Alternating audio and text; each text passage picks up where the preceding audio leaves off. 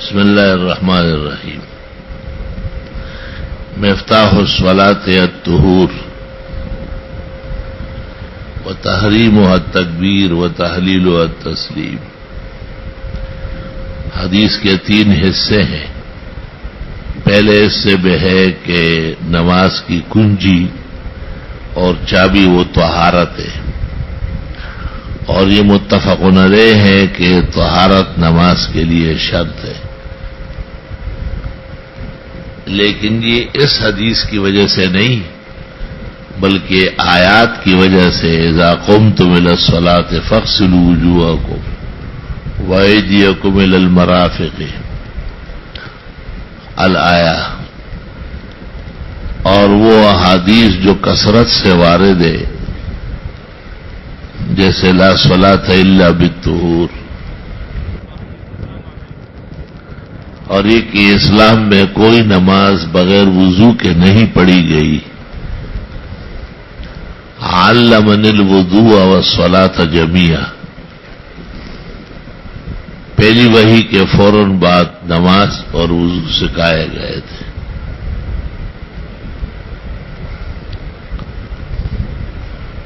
بحث 2 حصے بقیہ پر ہے، تحریمها التکبیر پر اور تحلیلها التسلیم پر. ثلاثہ کے نزدیک نماز کی حرمت قائم ہو جاتی ہے اللہ اکبر سے، اور نماز کی حلت پیدا ہو جاتی ہے السلام علیکم سے. اور یہ ان احادیث کے پیش نظر رکنیت اور شرطیت کے درجے میں ہے. یعنی اللہ اکبر کر کے نماز شروع کرنا اور السلام علیکم کہہ کر نماز ختم کرنا یہ رکن اور فرض ہے تینوں ائمہ کے ہاں. حنفیہ نے اس سے اختلاف کیا ہے اور انہوں نے کہا ہے کہ نماز کلمہ اللہ اکبر سے شروع کرنا یہ رکن یا فرض نہیں ہو سکتا، اور اس کا معاملہ مفتاح الصلاة الطہور کے علاوہ ہے.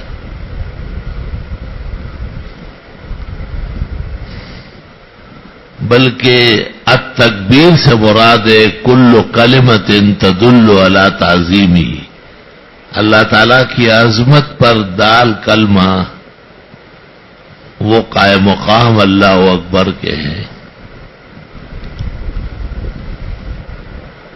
وذکر اسم ربی فصلی، اللہ کا نام لیا اور نماز شروع کی، تو یہاں اللہ اکبر کا کلمہ وہ موجود نہیں ہے. اور یہ باتیں اس لیے کہنی پڑی کہ نصوص کے اندر حسب المراتب فرق ہے. نص جب وارد ہوتا ہے تو 2 طریقے سے دیکھنا پڑتا ہے کہ ثبوت کس درجے کا ہے. اگر ثبوت میں قطعیت ہے تو پھر دیکھنا ہوگا کہ دلالت کیسی ہے. تو دلالت میں بھی قطعیت اور یقینیت پائے جائے تو اس کا موجب فرض ہوگا، اور اس کا جو ضد ہے اور نقیض ہے وہ حرام کہلائے گا.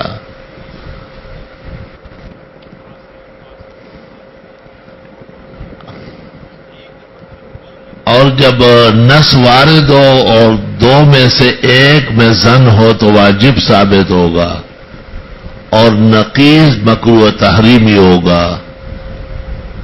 اور اگر دونوں میں ظن پائے جائے تو سنت ثابت ہوگی نہ کہ وجوب یا فرض.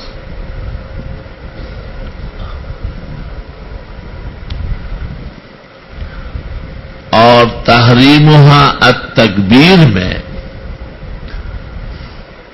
یا تحلیلها التسلیم میں ثبوت میں قطعیت نہیں ہے.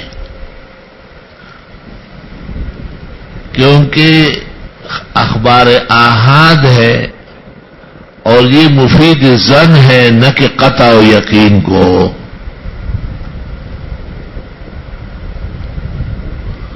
اسی طرح اس کی دلالت بھی اللہ اکبر پر قطعی نہیں ہے، کیونکہ ہم دیکھتے ہیں کہ قرآن کریم میں تکبیر کا صیغہ اللہ اکبر کے لیے نہیں آیا ہے.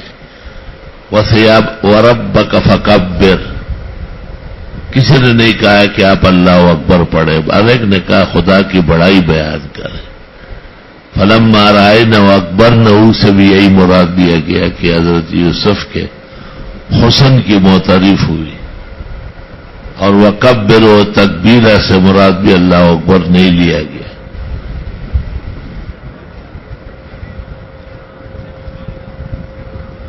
تو بوجہ اخبار آحاد کے اس میں ثبوت کے اعتبار سے قطعیت نہیں، اور بوجہ التکبیر کے اللہ اکبر پر دلالت نہ ہونے کی، اس کی دلالت کے اندر بھی ظنیت پائی جاتی ہے.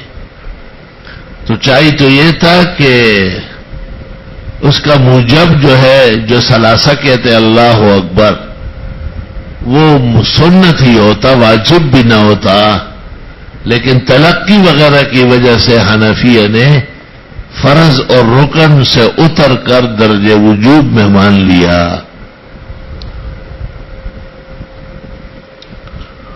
تو یہاں ایک بات یہ بھی ہے کہ خبر جب معرف باللام ہو، معنی حصر کا دیتی ہے یا نہیں، تو علماء نے اس جگہ دونوں بحث کی ہے. بعضوں نے کہا ہے کہ دیتی ہے، اور بعضوں نے کہا ہے کہ معنی حصر نہیں دیتی. عرب کلام دونوں طرح امثال پر مشتمل ہے،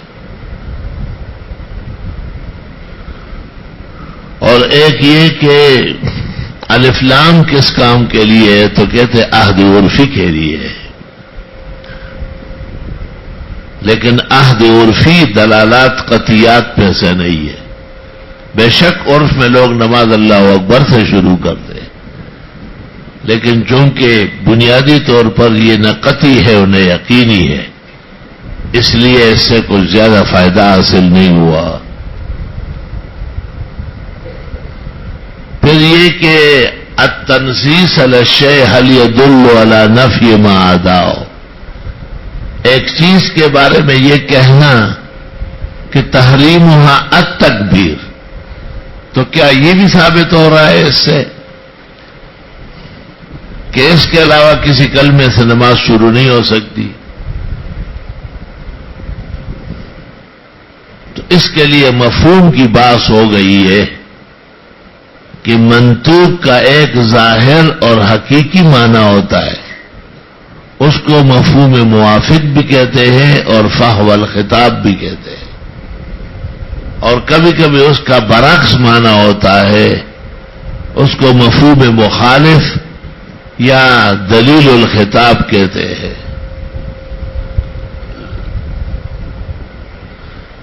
تو اس کے پیش نظر بھی معلوم ہوتا ہے کہ تحریم و تکبیر سے مراد تکبیر کا کلمہ نہیں ہے، بلکہ ہر وہ کلمہ جو دلالت عظمت الوہیت پر کرے، اور یہی حال تحلیل و تسلیم کا ہے. یہ بھی ایک بات ہوئی ہے کہ هل تجوز زیادہ علی کتاب اللہ باخبار الآحاد،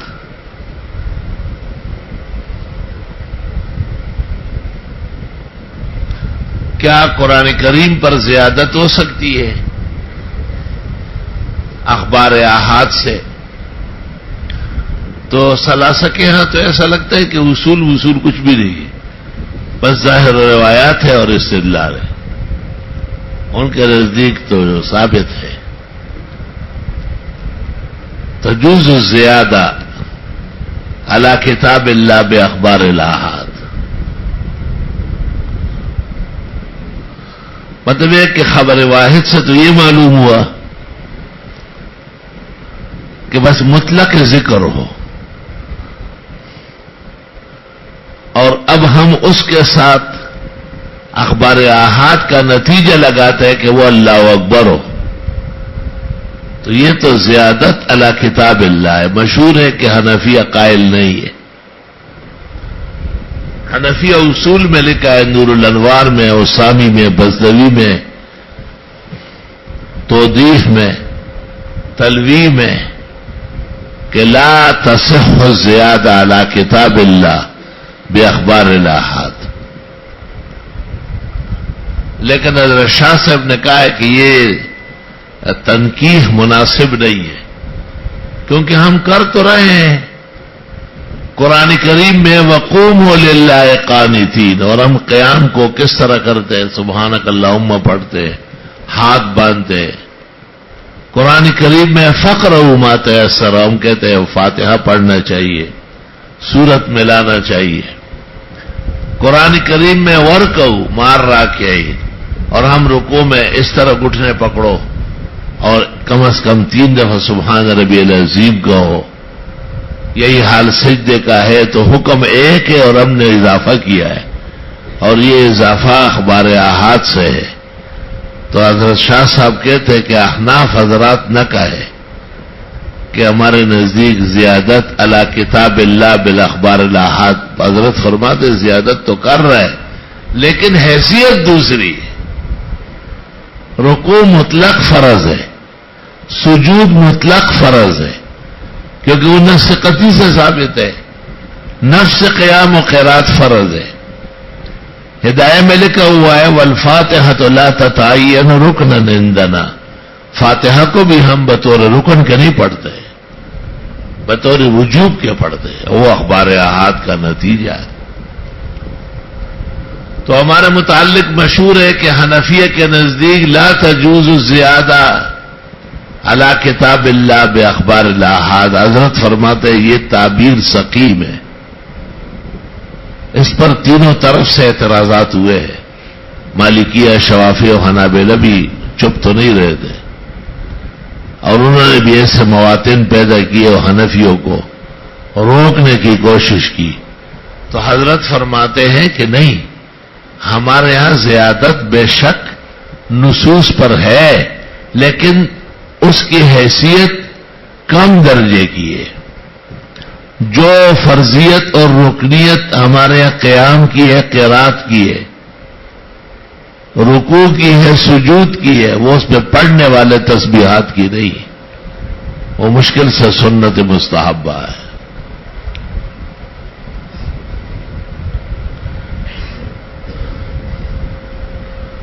چونکہ ایک نص وارد ہے کہ تحریمها التکبیر وتحلیلها التسلیم، کہ نماز کی حرمت قائم ہوتی ہے اللہ کی بڑائی کرنے سے، اور نماز سے نکلنا ہوتا ہے سلام کرنے سے. اس سے کون سا تکبیر مراد ہے اور کون سی تسلیم مراد ہے؟ جب اس طرح ایک موقع پیش آئے تو پھر مدار کی تحقیق کرنی ہوتی ہے، تخریج کرنی ہوتی ہے، تنقیح کرنی ہوتی ہے. فتح بولے گی نہیں مان چپدی پوش کنزل خورئی سار سار سبق بس پوش. مدار سے مراد یہ ہے ما یدار علیہ الحکم، جس پر حکم کا دار و مدار ہو.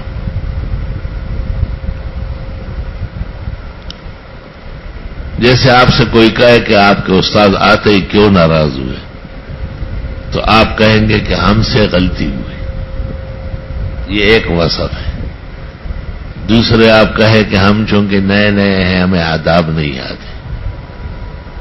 تیسرا کہے کہ ایک مفسد اور ابلیس اور خناس نے تیپائی رکھنے میں بے ادبی کی اور کئی دفعہ منع کیا ہے، اور یہ آج غصے کا باعث ہو گیا. توبہ.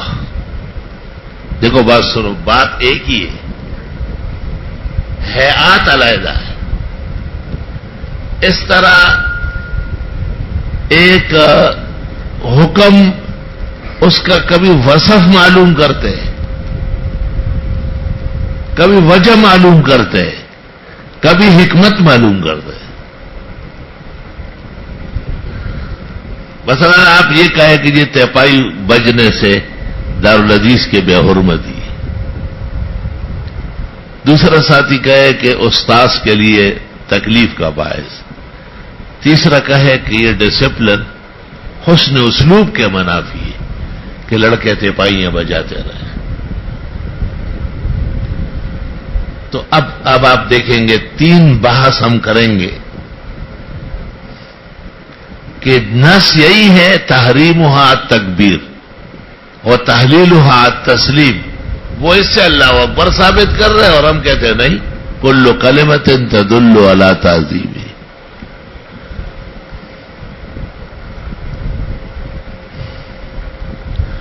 تو ایسے موقع پر ایک دقیق بحث ہوئی ہے اصول فقہ میں. ایک اور اصول فقہ ہے وہ اس سے ماورا ہے، اس میں ابن الحمام نے کتاب لکھی ہے، اس کا نام ہے تحریر الاصول، اور ابن امیر بخاری نے اور ابن امین بادشاہ نے اس کی شرح لکھی ہے تیسیر و تحریر التحریر والتحبیر. اور شوکانی نے ایک کتاب لکھی ارشاد الفحول. بہادر علماء کو کیسے سمجھاؤ گے؟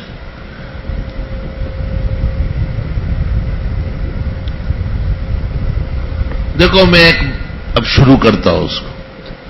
سب سے پہلے ہم لیتے ہیں تحقیق منات. منات کا میں نے معنی کیا مدار، مدار الحکم،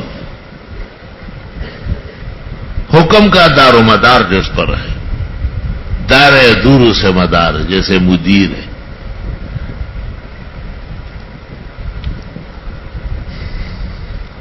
قرآن کریم کی ایک آیت وارد ہوئی ہے، السارق والسارقۃ فاقطعوا ایدیہما.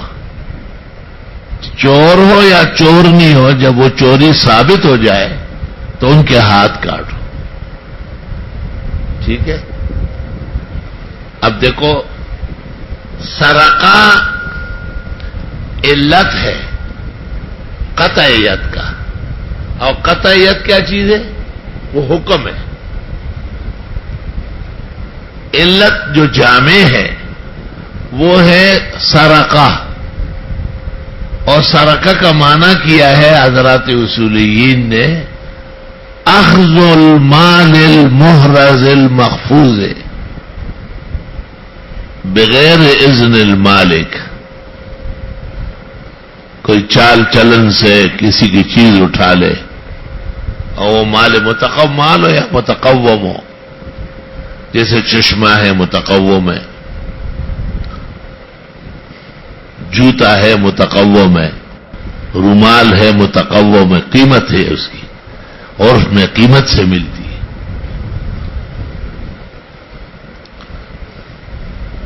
تو جب ہم نے یہ معنی کیا کہ ایک محفوظ مال بغیر اجازت مالک کے کوئی شخص اٹھا لے، وہ سارق کہلائے گا اور اس پر سرقہ ثابت ہوگا، اور اس کو حکم قطعیت متوجہ ہو جائے گا.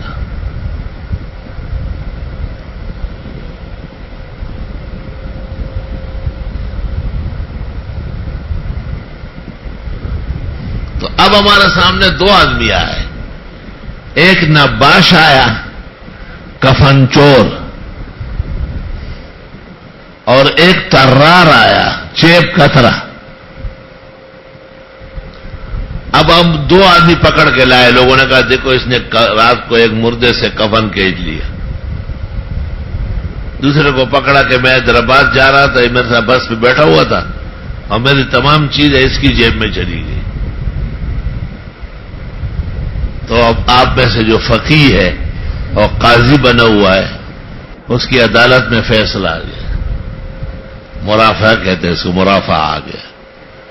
اب اس کو حیرانگی ہے کہ ایک مردے کا چور ہے دوسرا زندے کا چور ہے. تو آپ نے جو کہا تھا اخذ المال المحرز، ایک محفوظ مال کو لینا، تو ان المیت لا یتملک بعد ما مات، میت مرنے کے بعد کسی کام کا نہیں ہے. اس سے شکو لے آنا، اس کے پاس جو چیز پڑی ہے وہ غیر محفوظ ہے. تو تب نباش پر تو سارق کا معنی صادق نہیں، پورا نہیں پایا گیا نا، کیونکہ وہ غیر محفوظ مال ہے. جب سارق کا معنی پورا نہیں پایا گیا تو حکم بھی رفع ہو جائے گا. لہذا لا تقطع یدہ، اس کا ہاتھ نہ کاٹا جائے، لأن الحدود تندرر بالشبہات. لیکن طرار جو ہے جیب کترا، اس میں تو یہ معنی زیادہ پایا جاتا ہے، کیونکہ ایک محفوظ مال اٹھانا اور ایک زندہ تابندہ آدمی کی جیب کاٹنا تو بہت ہی خطرناک ہے. تو طرار میں سرقہ کا حکم پایا گیا، لہذا طرار کا قطع ید ہوگا اور نباش کا نہیں ہوگا.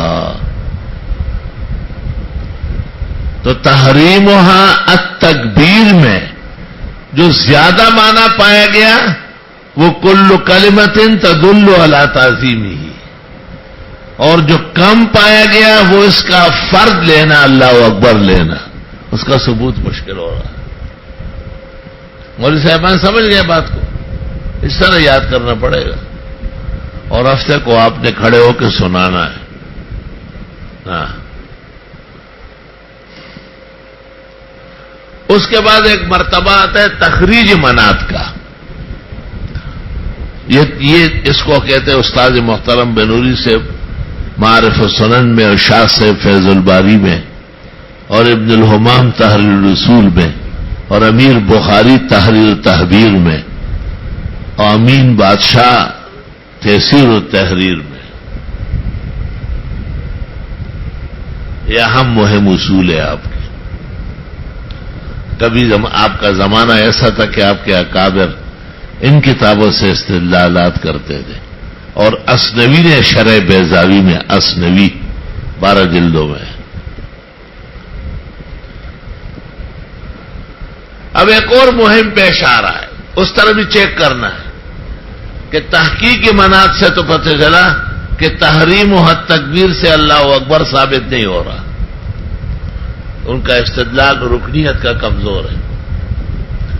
لیکن تخریج منات اس کو کہتے ہیں کہ حکم جس پر صادر ہو رہا ہے، ما یدار علیہ الحکم، وہ کئی چیزیں، ایک نہیں ہے. جیسے التمر بالتمر والذهب بالذهب والفضة بالفضة، یہ 6 چیزیں جو ذکر ہوئی ہے، یدم بیدن والفضل ربا، یہ جو 6 چیزیں پیغمبر نے کہی ہے کہ ان سے سود پیدا ہوتا ہے. ایک تو یہ ہاتھ در ہاتھ ہو، ادھار نہ ہو. ادھار میں کیا ہوگا؟ نسی آئے گا، نسی، وہ بھی ربا صغیر ہے. اور اگر اضافہ دے دیا گیا تو والفضل ربا، وہ سود سری ہے. تو یہ 6 چیزیں جن کو اشیاء ستہ کہتے ہیں ربویہ، ان میں نہ تو ادھار جائز ہے اور نہ اضافہ جائز ہے. تو اس میں علت منع کیا ہے؟ وہ کون سا وصف ہے؟ تو ابو حنیفہ نے کہا کہ جنس مال قدر ہے، یہ سب ہم جنس ہو اور ایک پیمانہ ہو، اور کوئی اضافہ مانگے تو سود مانگ رہا ہے. جنس مال قدر اصول شاشی میں، نور الانوار میں، حسامی میں، بزدوی میں یا توضیح میں، سب میں پڑھا ہے. قدر مال جنس. دیکھو قدر مال جنس کا کیا مطلب ہے؟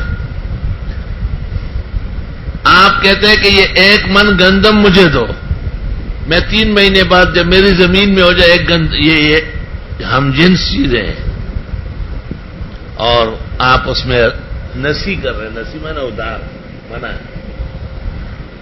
نہیں کر سکتے۔ اب جواز کس طرح ہوگا؟ جواز یہ ہوگا کہ اس وقت گندم کے کتنے پیسے ہیں؟ وہ کہے گا اس وقت تجھے 1000 روپے کا، اس وقت 1000 روپے کا میں 1000 روپے دوں گا یا 1000 روپے کا گندم دوں گا، جائز ہے۔ متخوف قیمت لگ گئی اس کی۔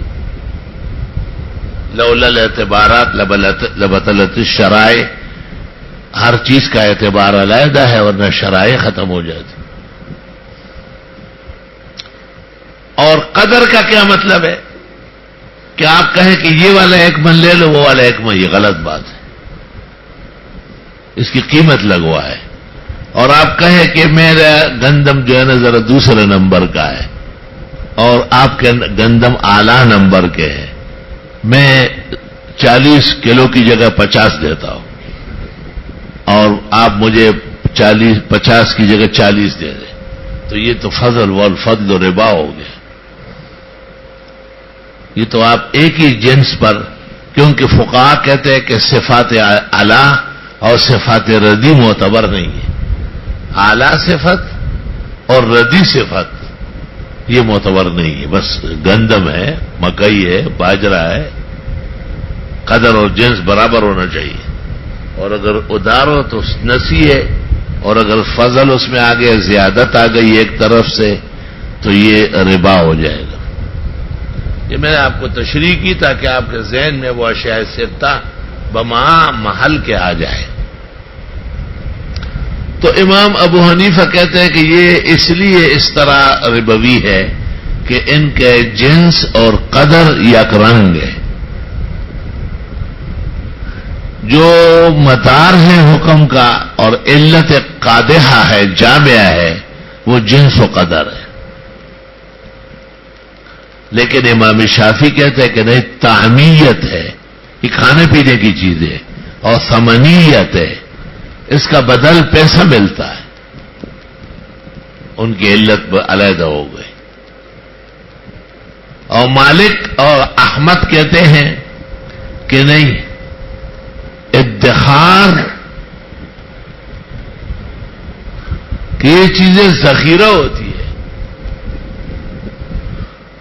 اور اقتیات کہ یہ چیزیں قوت لا یموت میں کام آتی ہے، یہ چیزیں خراب نہیں ہوتی ہے، جلدی دیر تک رہتی ہے، اس کا ذخیرہ جائز ہے۔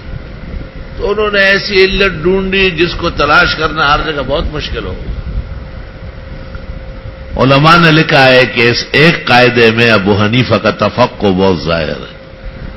ہر شخص جنس و قدر پکڑ سکتا ہے، لیکن تعمیت اور ثمنیت یا اقتیات اور ازدخار علت بنانا بہت مشکل کام ہے۔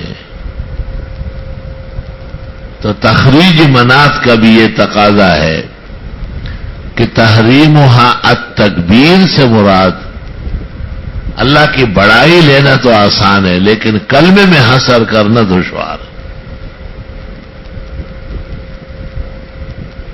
تیسری قسم ہے تنقیح منات۔ تنقیح منات کا مطلب یہ کہ بظاہر ایک وصف قبیح معلوم ہو رہا ہے، کیا؟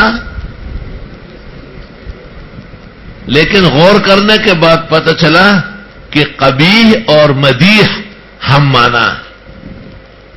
قبیح اور مدیح ہم معنی ہے۔ ذرا بات سنو، ایک صحابی پیغمبر کی خدمت میں آئے اور وہ کہتے ہیں ہلکت و اہلکت وقعت علی امرأتی نہارا فی شہر رمضان۔ رمضان شریف کا مہینہ ہے اور میں نے اپنی بیوی کے ساتھ جمع کیا دن دہاڑے حالت صوم میں۔ ہلکت و اہلکت، آپ نے کہا سم شہرین متتابعین وَإِلَّا فَكَفِّرْ عَنْ يَمِينِكَ آتک رقبتن او کما قال، آگے معلوم ہے آپ کو سب، یا 60 مسکینوں کو 2 وقت کھانا کھلاؤ آخر میں کہا۔ اب دیکھنا یہ ہے کہ یہ سزا 2 مہینے پیدر پہ روزے رکھو، یا 60 مسکینوں کو کھانا کھلاؤ، یا غلام آزاد کرو، یہ کس چیز کی سزا ہے؟ وقوع جمع مال اہل فی شہر رمضان صومن نہارن، او بہت بری بات ہے یار، لوگ روزے سے ہیں اور آپ یہ کام کر رہے ہیں، بہت عجیب صوفی ہو۔ تو اکثر ائمہ نے کہا کہ جب رمضان شریف میں جمع ہوگا تو کفارہ آئے گا، بغیر جمع کے کفارہ نہیں۔ امام ابو حنیفہ اور ان کے اعوان نے تنقیح منات کی، اور انہوں نے کہا یہ کیا باتیں کر رہے ہیں آپ؟ جب جمع کی وجہ سے کفارہ آئے گا تو عقل اور شرب سے بھی آئے گا، کیونکہ روزہ 3 چیزوں کا نام ہے، هو الامساک عن المفترات الثلاث، الوقاء والعقل والشرب، بدائی، تحفہ، نہایا، بدایا، فتح، بحر، نہر۔ کون سی کتاب ہے جس میں یہ تعریف نہیں ہے کہ صوم کس کو کہتے ہیں؟ هو الامساک عن المفترات الثلاث، الوقاء والعقل والشرب۔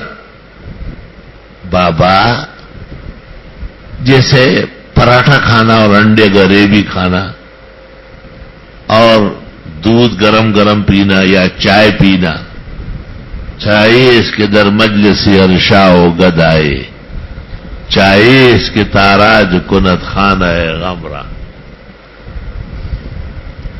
جس طرح چائے پینے سے روزہ ٹوٹتا ہے، کھانے سے بھی ٹوٹتا ہے، بیوی کے ساتھ جمع سے بھی ٹوٹتا ہے، تو آپ رہنے دیں، قباحت تو کسی کے لیے ہے، میاں بیوی کے افعال میں تھوڑا قباحت ہوتی ہے۔ یہاں پر وقال مفطر قبل الاوان فی نہار رمضان صائمین، دونوں روزے سے ہیں، بابو و بابن، صوفی و صوفن، اور جو حکم حالت وقاء اور جماع کا ہے وہی حکم حالت عقل و شرب کا بھی ہوگا۔ لأنه اذا جامع امرأته نہارا صیاما رمضان فقد اہان الصوم۔ تنقیح کر رہے ہو تو آپ کہتے ہیں روزے کی اہانت مراد ہے، کفارہ کس چیز پر ہے؟ جماع پر نہیں ہے، اہانت صوم پر ہے۔ تو جب آدمی کھائے گا قصدن یا پیے گا قصدن تو بھی اہانت کرے گا، لہذا کل من اہان الصوم فعلیہ ان یکفر۔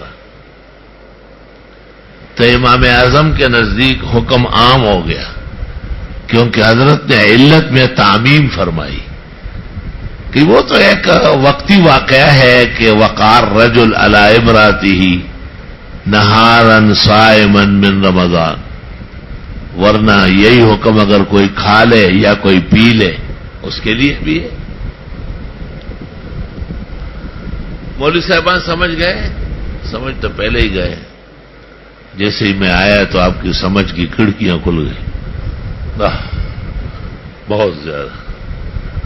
اور جیل میں ہم تھے نا، گارو ریسٹ ہاؤس میں مولانا سلیم اللہ خان، مولانا اسفندیار، استاد محترم مولانا مفتی احمد الرحمان، ادھر سے طالب جوہری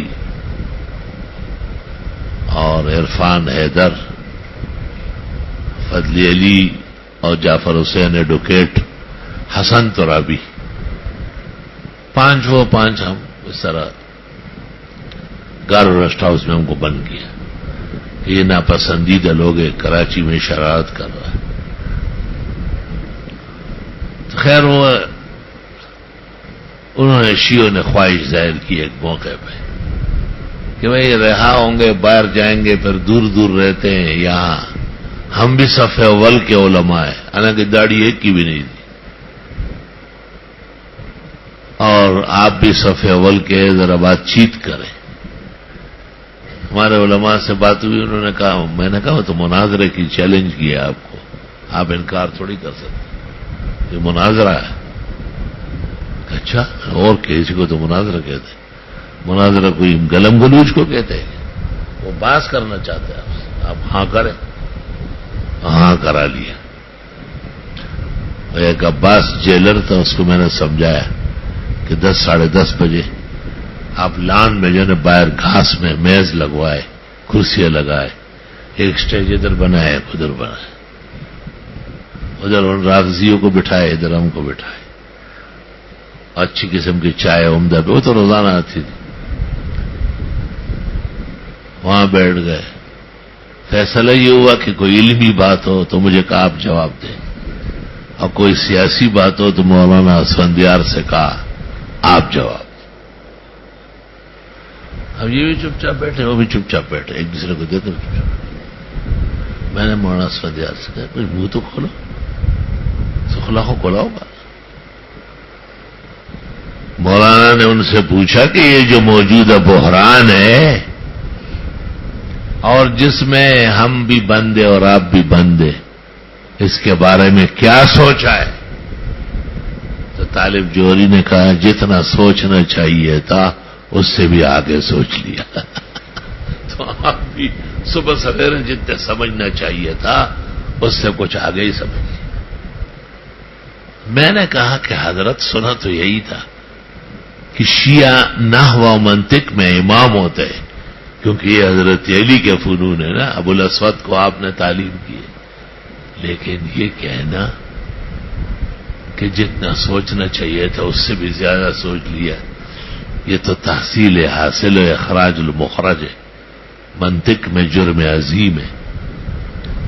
اور اس کی مثال ایسی ہے جیسے کوئی کہے کہ میں اپنے باپ سے پہلے پیدا ہوا ہوں، تو وہ ایک دوسرے نے آپس میں کہا کہ اس نے تو ہمیں بھی پیٹ دیا ہے۔ اس نے کہا اصل میں حضرت وہ رات کو نیند نہیں آتی، طبیعت بہت خراب رہتی ہے، تو اس لیے دماغ نے کام ہی نہیں کیا۔ میں نے وہ عباس جیلر کو دیکھا ایسا تو کہا ان کی ایسی کی تیزی، حالانکہ وہ خود شیعہ تھا۔ پھر باتیں شروع ہوئی، میں نے پوچھا کہ کیا شیعہ مذہب میں کوئی چیز ائمہ اطہار کے مطابق ہے؟ جیسے ہمارا دعویٰ ہے کہ ہمارا مذہب حنفی ابو حنیفہ اور ان کے اصول کے مطابق ہے،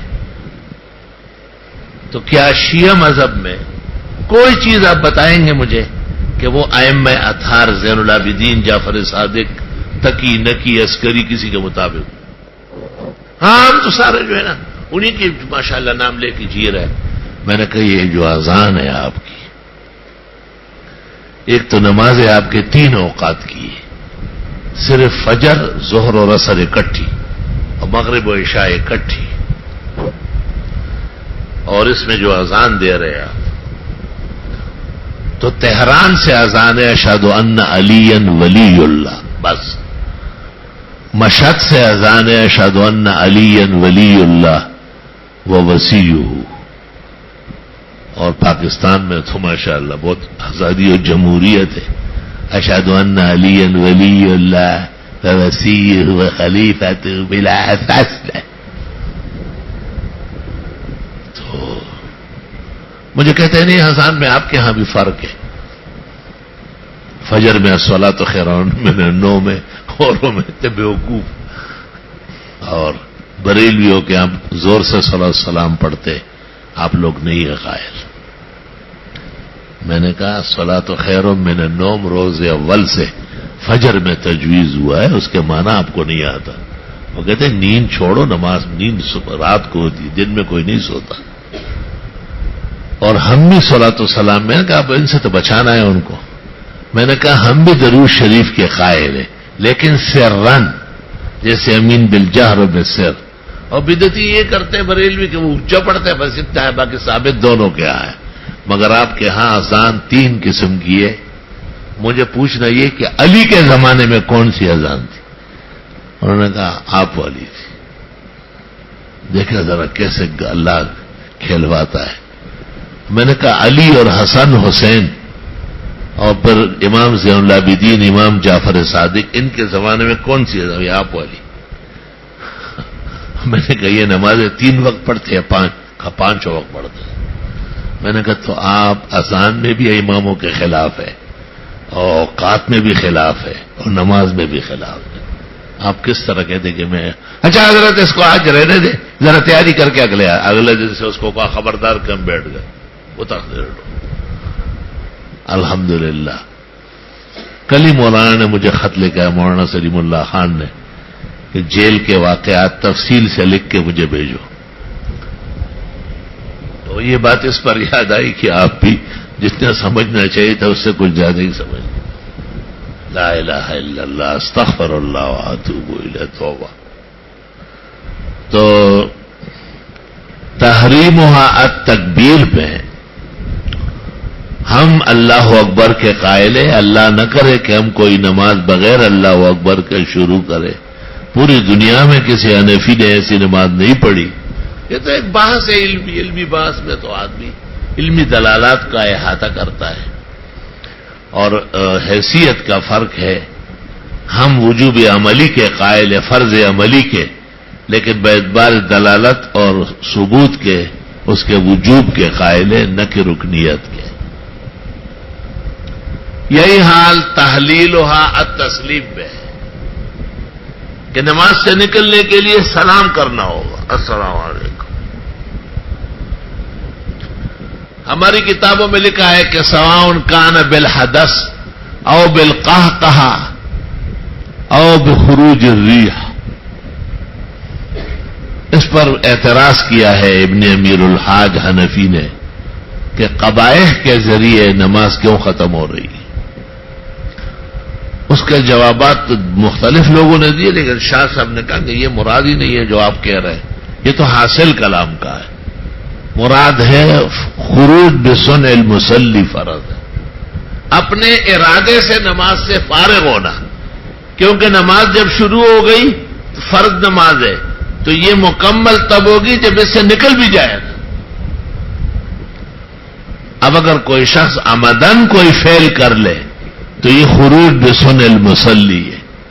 نماز مکمل ہو جائے گی البتہ واجب کے ترک پر اس پر وضو کر کے دوبارہ لوٹانا ہوگا اور توبہ استغفار کرنا ہوگا. یہ ہماری تمام کتابوں میں وضاحت موجود ہے اس لیے یہ قابل اشکال جگہ نہیں ہے.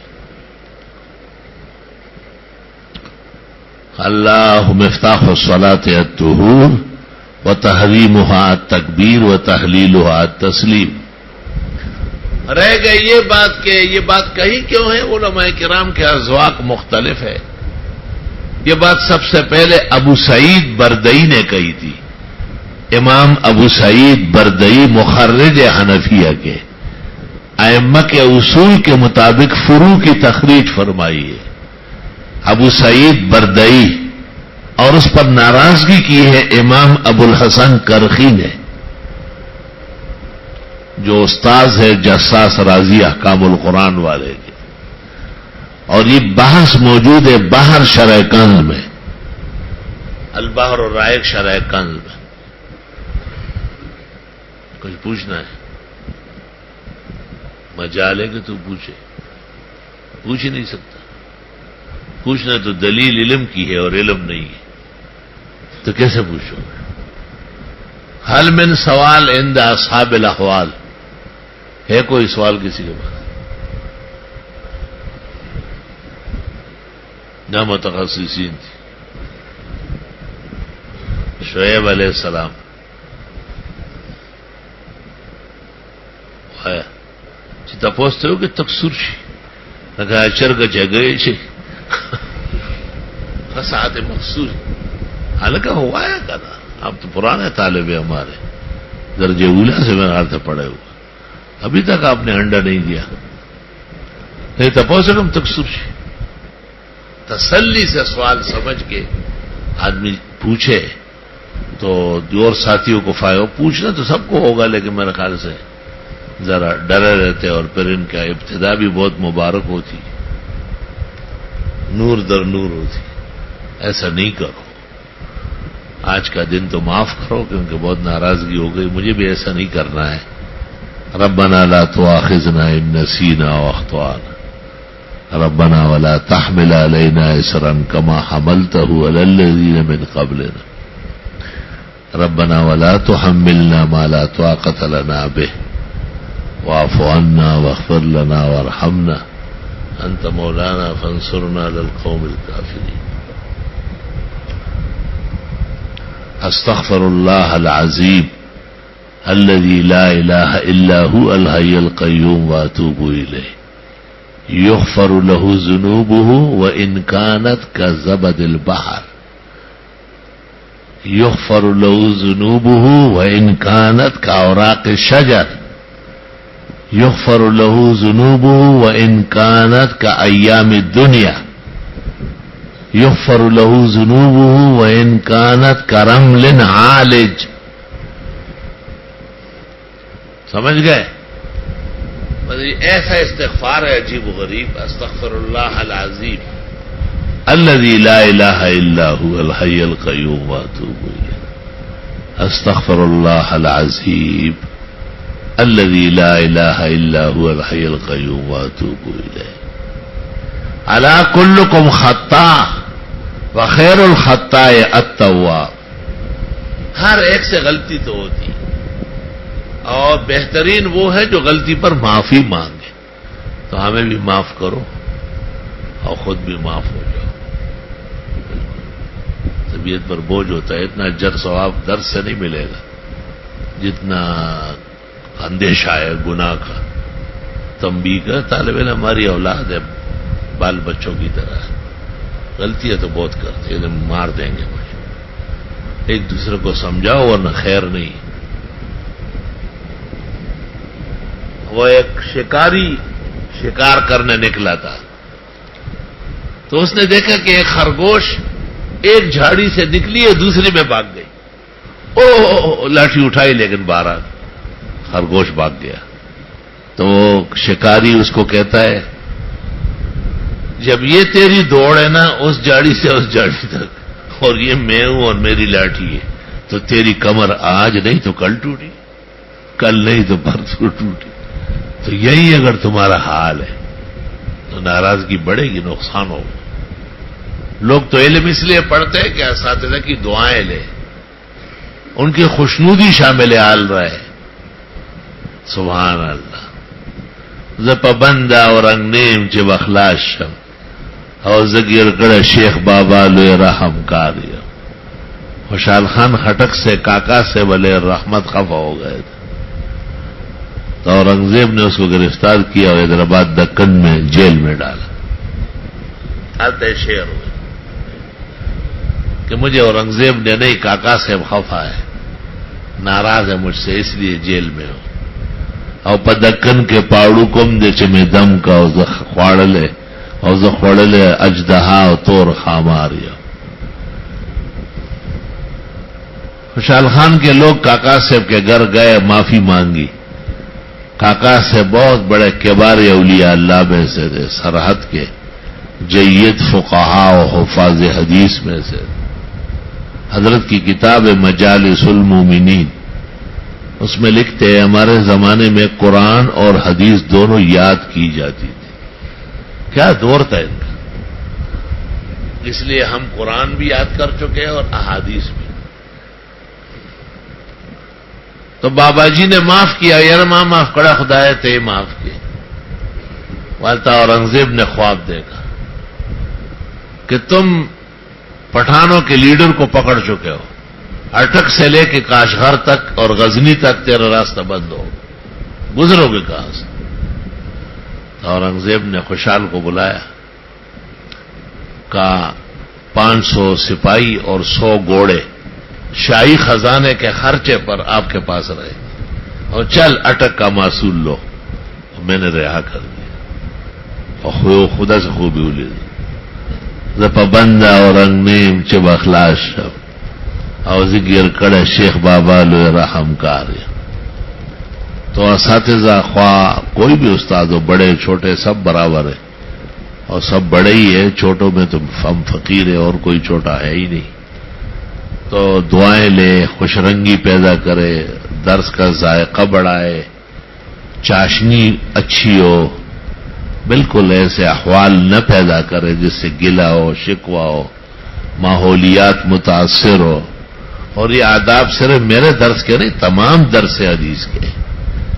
صبح 8 بجے سے لے کے شام 5 بجے تک ماشاءاللہ آپ مشغول ہوتے ہیں، اور سب لوگ 1 بجے چلے جاتے ہیں. مکتب عشق کے انداز نرالا دیکھیے، اس کو چھٹی نہ ملی جس نے سبق یاد کیا. 8 اسباق دورے والے پڑھتے. تو اللہ تعالیٰ اس کو محفوظ رکھے اور آپ کے مستقبل کا نور بنائے. الحمدللہ رب العالمین. اللہم صلی وسلم علی النبی وعلی آلہ واصحابہ وبارک وصلی وسلم علیہ. ربنا تقبل منا انك انت السميع العليم وتب علينا انك انت التواب الرحيم. اللہ خطیات و بشریات معاف فرما، کلام میں زیادت معاف فرما، تنبیہ کے عنوان سے بھی بجائے اصلاح کے نامناسب کلمات معاف فرما. ان سے جو غلطی ہوتی ہے اور کئی دنوں سے مسلسل کسی نہ کسی طرح ٹنگ ٹنگ کرتے ہیں، اللہ انہیں بھی ہدایت دے، سلجھاؤ دے، اعلیٰ حسن اسلوب ڈسپلن نصیب فرما، اور بہترین طریقے سے علم حدیث کے حصول ماں کے مراحل آسان فرما، بامراد فرما، نور و سرور سے پر نور فرما. صلی اللہ